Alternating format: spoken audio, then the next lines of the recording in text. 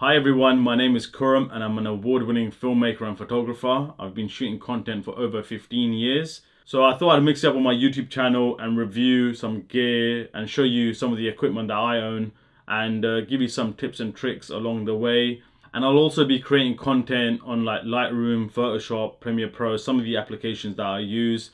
And yeah, if there's anything else that you want to know, just hit me up in the comment section below. So today I'm going to give you some impressions and thoughts on these two lenses that I own. So they're both 14mm super wide lenses. One is a Samyang 2.8 lens and the other one is a Sony 14mm 1.8 lens.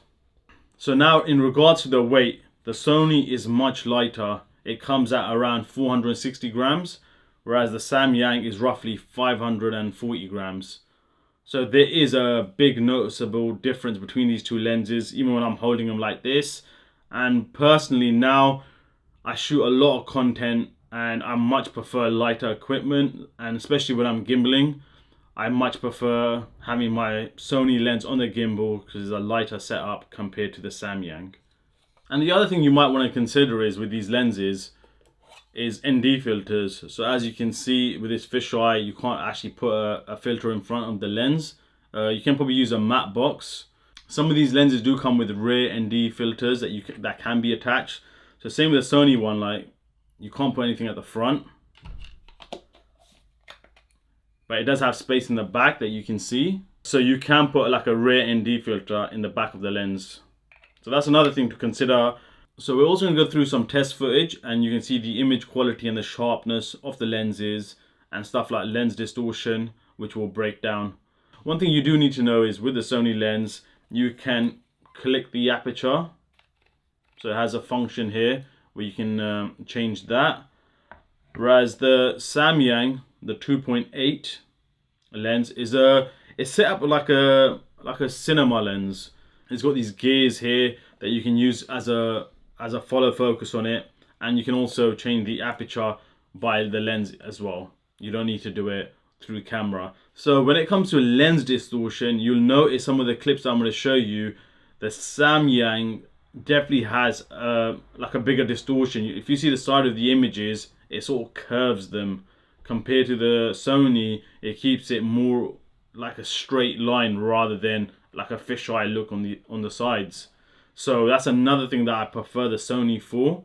Even like when I'm shooting lines or like buildings, I'd prefer it to look straight rather than bending like a fisheye. Okay, now the lens flare on these two lenses, I much prefer this, and obviously this is just a preference, I much prefer the Samyang's lens flare. When I shoot in direct sunlight or the sunlight's bouncing off this lens, it gives it these beautiful rainbow lens flare that you'll be able to see in some of the test footage I show you. Whereas the Sony doesn't really do that. And when I was shooting a project, I was a bit disappointed that the lens flare wasn't the same as it was on the Samyang. I much prefer when the light hits the glass that, I don't know, it just creates these nice lens flares. So I'd say in terms of lens flare and you want some good interesting lens flare, the Samyang is definitely much better than the Sony.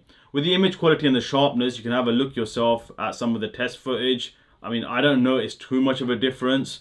Like I said, this isn't a scientific test or anything. These are just my impressions on using these lenses on a daily basis and the things that really matter to me or whether they affect the image or not. So the other things you need to consider are prices.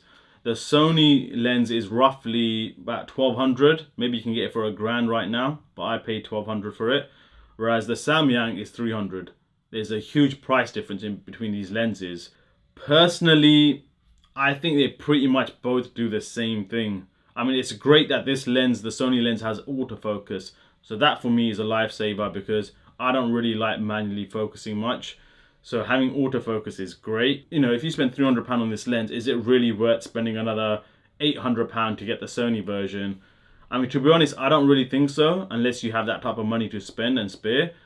Because even with the 1.8 aperture, and this has 2.8, majority of the stuff I shoot with these lenses, I mean, at minimum, I'm probably shooting at 2.8 or f4 or higher.